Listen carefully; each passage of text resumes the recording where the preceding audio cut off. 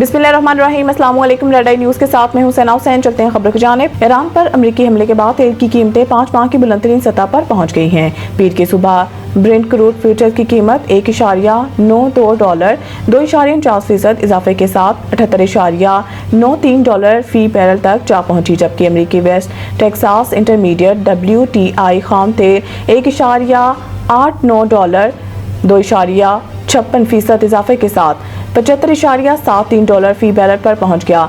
Session के आगाज पर दोनों कॉन्ट्रैक्ट्स बिलतरतीब 81.40 और $78.40 फी बैरल की सतह को छूकर 5 माह की बुलंदतरीन सतह पर पहुंच चुके थे।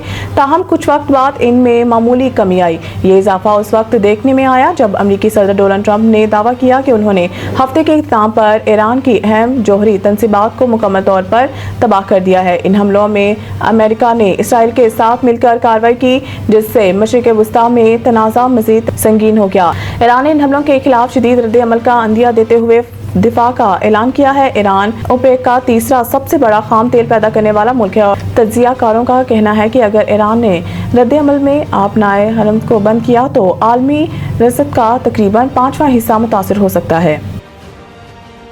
अमेरिकी हमले के बाद ईरानी फर्दो जौहरी साइट की क्या सूरत हाल है? सरबराह IAEA का बयान सामने आ गया। गैर मुल्की खबर इदारे के मुताबिक आलमी एटमी तवानाई एजेंसी के सरबराह राफेल ग्रोसी ने बताया है कि अमेरिकी हमले में अस्फहान न्यूक्लियर कॉम्प्लेक्स की सुरंग के दाखिली रास्तों को निशाना बनाया गया। इन सुरंगों को अफजोदा मवाद के स्टोरेज के लिए इस्तेमाल किया जाता था। IAEA के सरबराह का कहना था कि अमेरिकी हमलों में नतंज में फ्यूल अफजूदगी प्लांट को दोबारा निशाना बनाया गया, जबकि हमले के बाद ईरान की फर्दो जौहरी साइट पर बड़े बड़े गड्ढे देखे गए हैं। याद रहे कि इससे कबल ईरानी हुद्देदार ने दावा किया था कि तीनों मुकामात पर ऑफ साइट तबकारी की सतह में इजाफा नहीं हुआ। अमेरिकी हमले में जौहरी तंसीबात के बैरूनी हिस्सों को नुकसान पहुंचा। ईरानी हुद्देदार के मुताबिक अमेरिकी हमले से पहले तीनों जौहरी तंसीबात को खाली कराया गया था। निशाना बनाए गए साइट्स में कोई मुआवजा नहीं था जो तबकारी का बाइस बने।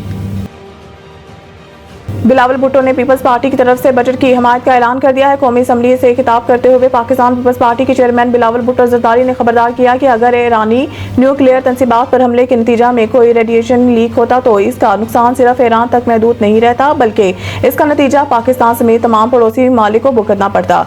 बिलावल भुट्टो जरदारी ने न सिर्फ इसराइल के ईरान पर हमले की शदीद मजम्मत की, बल्कि भारत के वज़ीर आज़म नरेंद्र मोदी को एक बार फिर इसराइली वज़ीर आज़म नेतन्याहू की सस्ती कॉपी करार देते हुए इसे हर महाज पर शिकस्त देने का दावा भी किया। स्पीकर सरदार अयाज सादिक की सदारत में जारी इजलास से खिताब करते हुए बिलावल भुट्टो जरदारी ने कहा है कि हमारे खिते में भी नेतन्याहू की एक सस्ती कॉपी मौजूद है और हमने इसे जंग के मैदान, सफारतकारी के मैदान और बयानिए के मैदान में शिकस्त दी है। इनका कहना था कि वज़ीर आज़म और सदर ने हमें जिम्मेदारी दी, हमने पाकिस्तान का मौक़िफ़ और बयानिया दुनिया भर में पेश किया। बिलावल का कहना था कि जहाँ जहाँ हम पहुँचे वहाँ सस्ती कॉपी के नुमाइंदे भी पहुँचे, मगर दुनिया ने अमन का पैगाम सुना और पाकिस्तान के मौक़िफ़ को सराहा।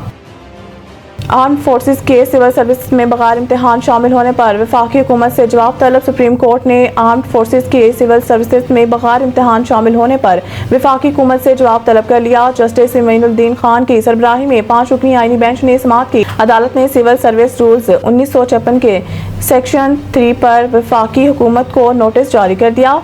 दरख्वास्त गुजार वकील अली अजीम अफरीदी का कहना था कि सिविल शख्स को CSS के लिए पहले तहरीरी और फिर इंटरव्यू पास करना होता है, जबकि आर्म फोर्सेस को CSS क्लियर करने के लिए सिर्फ इंटरव्यू देना पड़ता है। जस्टिस अली बाकर नशफी ने इस्तफसार किया कि आर्म फोर्सेस के अफसरान के सिविल सर्विस में आने से आपके कौन से हकूक मुतासर होते हैं। वकील ने कहा है कि FPS क्लियर करने के बावजूद भी CSS करने वालों को तहरीरी इम्तिहान क्लियर करना पड़ता है। अदालत ने नोटिस जारी करते हुए समाअत 3 हफ्तों के लिए मुलतवी कर दी। मज़ीद न्यूज़ अपडेट के लिए देखते रहिए रेड आई न्यूज़।